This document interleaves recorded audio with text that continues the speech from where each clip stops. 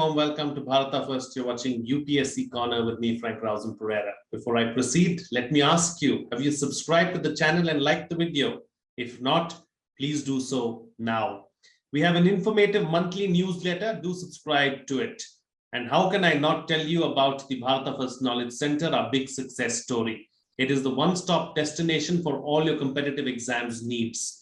Hundreds are reaping the benefits of the Knowledge Center. Make sure that you are not left behind. We now have 26 courses to address your learning needs, all available at less than 1,000 rupees per course as part of our ongoing early bird offer. What's more, the first 100 to register will get a further discount of 10%. So what are you waiting for? Register now at kc.bharatafirst.com and be a part of this amazing learning experience. Don't miss out. All this information along with some must-see recommendations are in the description of the video. Please go through it. Well, it's that time of the week again where we meet someone from the Indian bureaucracy in UPSC Corner. Today, I have a young serving IAS officer in the Uttar Pradesh cadre, and he is currently posted at Siddharth Nagar. He will tell us about his preparation journey, his journey as an IAS officer, and how was it balancing work life, studies, and a personal life. I have with me on the program to do exactly that, Ojasvi Raj, an IAS officer. Ojasvi Raj, welcome, and happy to have you here on Bharata First. Thank you, Frank. Our association goes back long, and thank you for inviting me. And you have a wonderful team running at Bharat First. And I think let's go ahead with the interview. So let me begin with, what prompted you or what pushed you in the direction of thinking about a career in the Indian Civil Service? You see, I'll briefly tell you about my journey so far. So I was earlier inclined, before 12th, I was earlier inclined towards sports. I was a national lawn tennis player. But obviously, as every middle class family will insist that you should also first complete your studies well, and then you should go towards sport while you're in the college and after the college. So what happened with me, I completed my 12th from Roorkee, Uttarakhand. And subsequent to that, I joined the Harcourt Butler Technological Institute, Kanpur. Till 2014, I did my BTech there. And from 2015 to 2018, I did my law from Delhi University. So in the final year of law, I had a couple of friends who were preparing. I had a couple of seniors who were selected in civil services. I used to discuss with them what is the career in civil services. I always wanted to be a practicing advocate. So, but you know how destiny works, and you don't get to decide much when destiny plays your game. So I think a lot of motivation from seniors, a lot of discussion with them prompted me to take up the civil services exam. So I took the civil services exam while I was working in Parliament, and luckily I got through. So let's talk about that aspect a little bit and focus on that. Firstly, before I move on, congratulations on getting through, and congratulations on achieving your dream. It doesn't come easy. You worked hard and you are where you are today because of your hard work. But, you mentioned about Parliament, and you mentioned about how you took this journey as well side by side. So it wasn't like so many others who decide to put everything else on halt, focus only on the UPSC CSC, and spend a good 2 to 3 years just studying and focusing on that aspect. So as a working professional, how did you go about finding time? How did you go about going on this journey where you managed both your studies as well as your professional life? See, in one word, it was very tough, obviously, and it's a very challenging thing. I'm not being rude to people who are actually preparing for civil services at their homes, but for a working professional, you have to steal seconds, if not minutes. So basically, if I tell you about my routine in Parliament, you're already aware about it. So the morning starts at 9:30, and it extends up to 7:30 in the evening. When it is session time in the Parliament, the timings are not at all inflexible. It is very hectic there to work while sessions, because in between my prelims and mains, it was the monsoon session, and between my mains and interview, it was the budget session. So you won't imagine, while I was giving my interview in the afternoon session, I attended the office in the morning. People usually take 5, 6, 7 days of holiday from the office and leave from the office. But I was working till afternoon and then gave my interview. In fact, my interview panelists asked, "Why are you wearing these clothes?" Because we have to wear bandgala for the sessions. So I said, "I am coming straight from my office. I did not get time." So they were impressed about this situation. So finally, my suggestions for working professionals who are actually doing a job either in public sector or private sector and preparing for civil services, I think the only way to get time is cut your sleeping hours. It will be unhealthy, it will slow down your metabolism, it will add to your belly fat, but that is the only option. So I used to actually restrict my sleeping hours to not more than 3.5 hours on daily basis. And the second most important thing, which I think that you cannot miss as a working professional, like preparing for civil services, is that you cannot miss and waste the weekends. So these two are the things. And obviously, if I get into the nitty-gritty of things, then I used to decide that these are the things that I will probably complete in the office. Like, for example, the newspapers, the current affairs. I used to have discussions with my seniors and colleagues. And at the outset, I would like to congratulate you also for this channel. That channels like these who present very short videos on current affairs and have a very valuable discussion on current affairs, which are hosted by you and your team. This helps us a lot. So we used to watch this video while traveling in metros, and these 30-minute videos having discussions actually made us apprised about various aspects of the current affairs issues. And that is how we probably prepared and luckily got through. It puts a smile on my face, because I feel like, I've been a part of this journey as well. And, I have played a small little part in this success story too. And it just makes you feel good about yourself as well. And thank you for acknowledging that.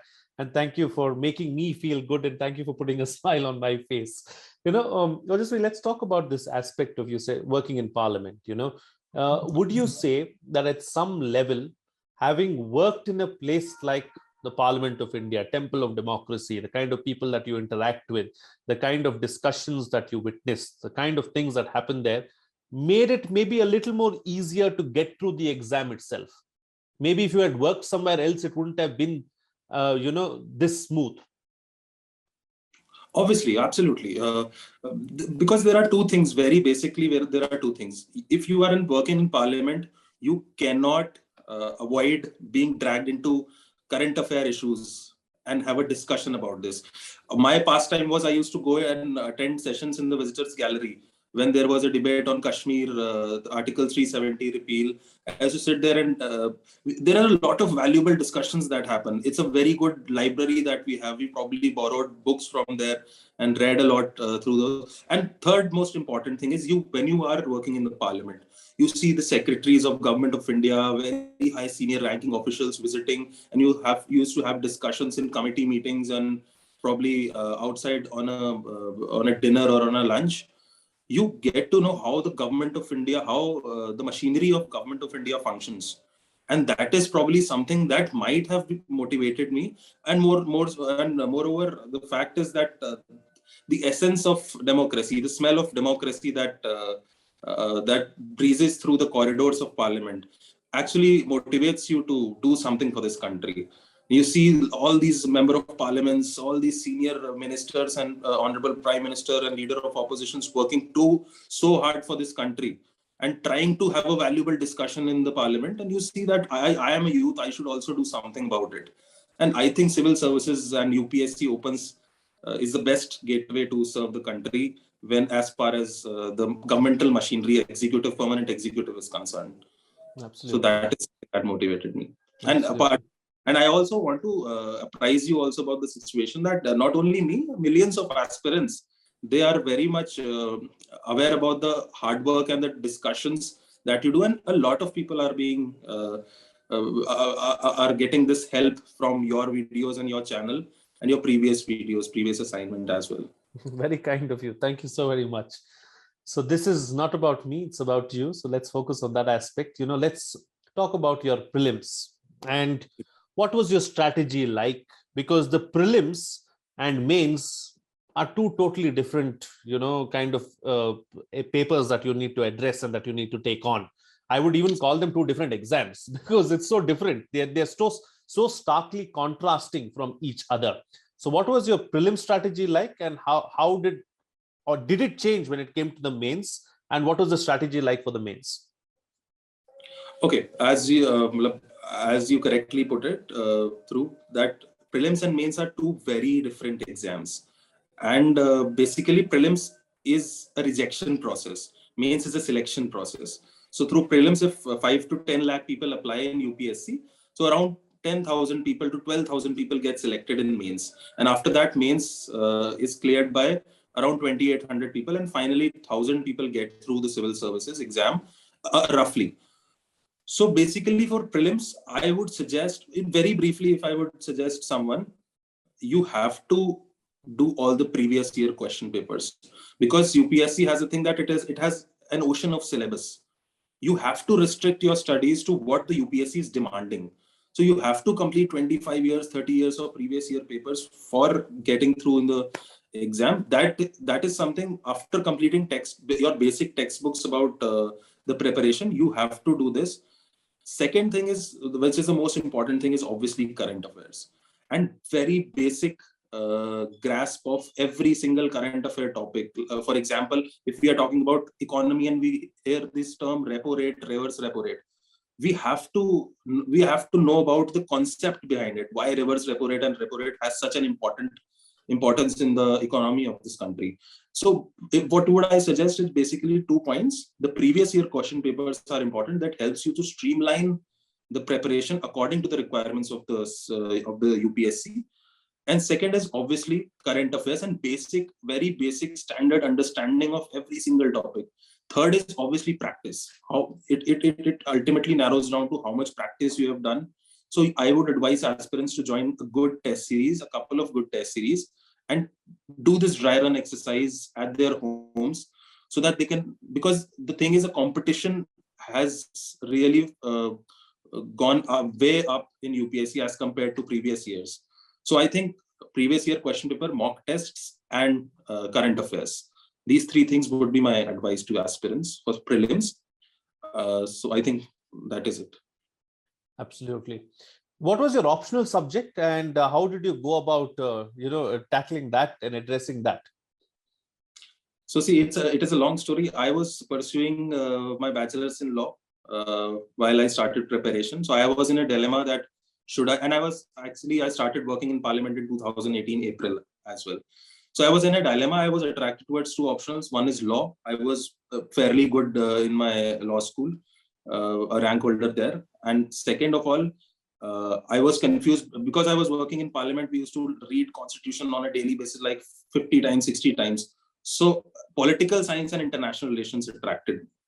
So I think basically this is why I chose political science and international relations. And second of all, I was really interested in reading international relations. That is one thing that interested me a lot. So I was a reader of history. I was a reader of modern history. So I think everything narrowed down, and finally I decided to choose political science and international relations as my optional subject for civil services. As far as books and reading material are concerned, you have enough and more for political science. But when it comes to international relations, the options that you really have aren't too many. So what were your sources when you were looking at international relations? See, UPSC has a very defined syllabus for international relations. So for international relations, there are basically 2 parts. One is the theoretical part. Theoretical part you will get through in every single international theory book. Like there is Andrew Hibbert for global politics, and we can find this material everywhere. The challenging thing that UPSC is now changing the pattern, that they are giving the paper for international relationship. They are actually making the paper very dynamic. So one thing that that future aspirants who are preferring to choose this optional subject and going about international relations, one thing they should definitely do is follow few international newspapers, follow blogs like ORF, Observer Research Foundation, Council for Policy Research, Council for Foreign Relations. Plus, apart from that, your channel and other channels present a very good debate, have a very good debate culture in international relations. So, for example, I used to refer to the Rajya Sabha TV's India's World program, where they call few experts and discuss about current international issues.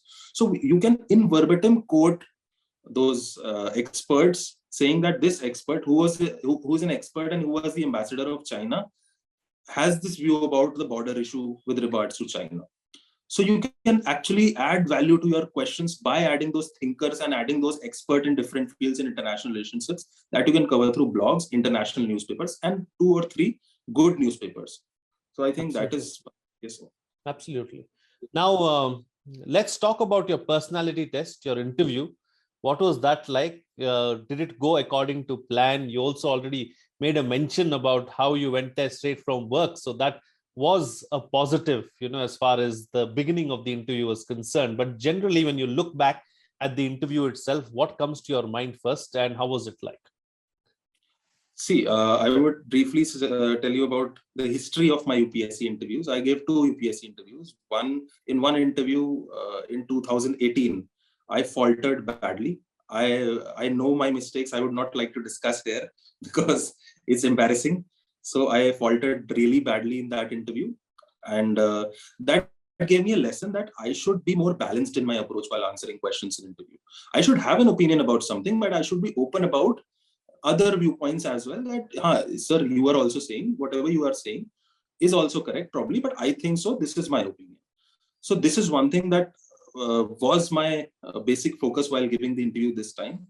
Obviously, they were the panel was very cordial. Like there are a lot of myths about the interview in UPSC and civil services, that aspirants think that it is a very grilling interview and they grill you, they test your mettle there. But no, it's a very cordial interview. They make you comfortable. They talk to you about personal things. They talk to you about preferences, and then they start the formal process of interview. So my interview basically revolved around my work in the parliament. Few aspects of international law was discussed. The budget session was going on at that time. So that time, former Chief Justice of India was nominated by the Honorable President of India for the Rajya Sabha as a nominated member. So that was discussed, that is it proper for a Chief Justice to accept such nominations? Then basic discussions about economy, like GST. What is the purpose of GST? What is the future of GST? There were very visionary questions also, that they used to, like, this is the 75th year of independence, is 2022. How do you imagine the India at 2047 when you will be when it will be 100 years of our independence? Very basic issues, and plus there were two or three googlies as well. So that comes along, and those googlies, the purpose of those googlies is basically just to test that how much analytical abilities you have with a limited amount of information that you have, and you finally answer that question, not to the best of your capabilities, but you're at least calm there to answer questions. Because in the field, we observe that we are often on a daily basis subjected to situations which are probably very difficult to handle, but that calmness has to be there to handle those issues as well in the field. Absolutely. Talking about the field, you're now undergoing training in an aspirational district. Exactly. Tell me about that. Tell us about how that has been going. What has been your big takeaway? What has been your big learning so far? So it's been a roller coaster ride. When we started from the academy in the month of March this year, it was academy is a very healthy atmosphere. You're staying away from your home. You're staying with your colleagues. You are actually away from all the problems that are there in the field. And as far as administration is concerned, then you are suddenly landed up in a district which is an aspirational district as designated by Niti Aayog. It is a very good performing district. I'm posted at Siddharth Nagar right now, which is nearby Gorakhpur. It's a Terai region in Nepal border. So it's been a roller coaster ride since April. I joined the district on 9th April, and it's been a roller coaster ride. If I'll briefly tell you about the challenges and the situations that I have tried to handle is, when we landed in the district, it was the COVID situation was the second wave was on the rise, and there was issues about the oxygen supply. We handled the situation on war footing. There was no oxygen plant. We have to refill our oxygen cylinders from nearby district in Gorakhpur, which is 70 kilometers away. But I would like to tell you now that in my district, aspirational district of Siddharthnagar, right now there are 9 oxygen plants that are in-house.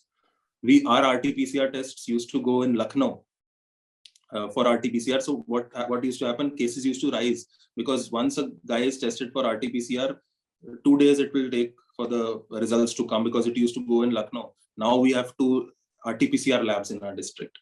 So this is the first challenge that we faced as a team, and we have a wonderful team. We have a wonderful district magistrate and the chief development officer, and I learned a lot how these war footing efforts are, war footing situations are handled with calm and ease. Second of all, they were panchayat elections that I faced. I saw the carnival of democracy happening right in front of me, and how things are managed, how every single village has its own problem, how much aware, it actually amused me how much aware the local village people are about schemes like Jal Jeevan Mission, schemes like Ujjwala scheme. They are aware about the eligibility criteria as well, I should tell you. So that is a wonderful experience in managing this Panchayati Raj elections. After that, subsequent to that, I was personally made in charge by my district magistrate for protocol and VIPs. So I handled 2 union minister visits. I handled the 7 honorable CM's visit and 1 honorable prime minister's visit on 25th of last month.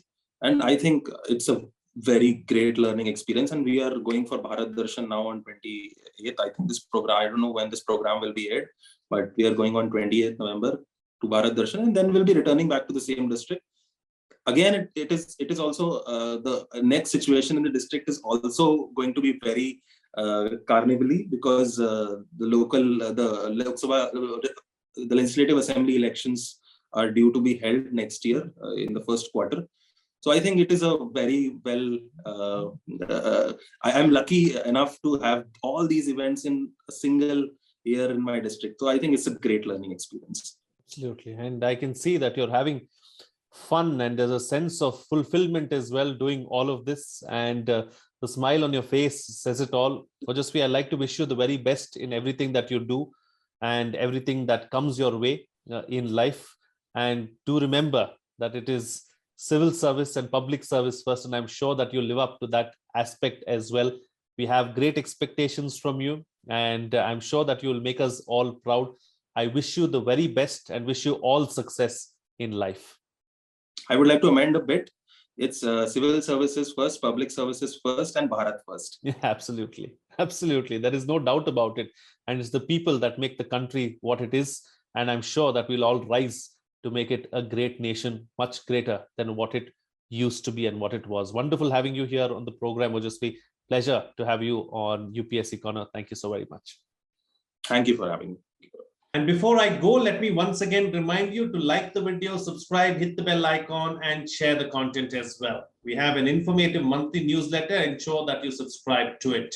And let me also tell you about the Bharat First Knowledge Center, our big success story. It is the one-stop destination for all your competitive exams needs. Hundreds are reaping the benefits. Make sure that you are not left behind. We now have 26 courses to address your learning needs, all available at less than 1,000 rupees per course as part of our ongoing early bird offer. What's more, the first 100 to register will get a further discount of 10%. So what are you waiting for? Register at kc.bharatafirst.com right now and be a part of this amazing way of learning. Don't miss out on this wonderful opportunity. All this information along with some must-see recommendations are in the description of the video. Please go through it. That's it from me. See you again next time.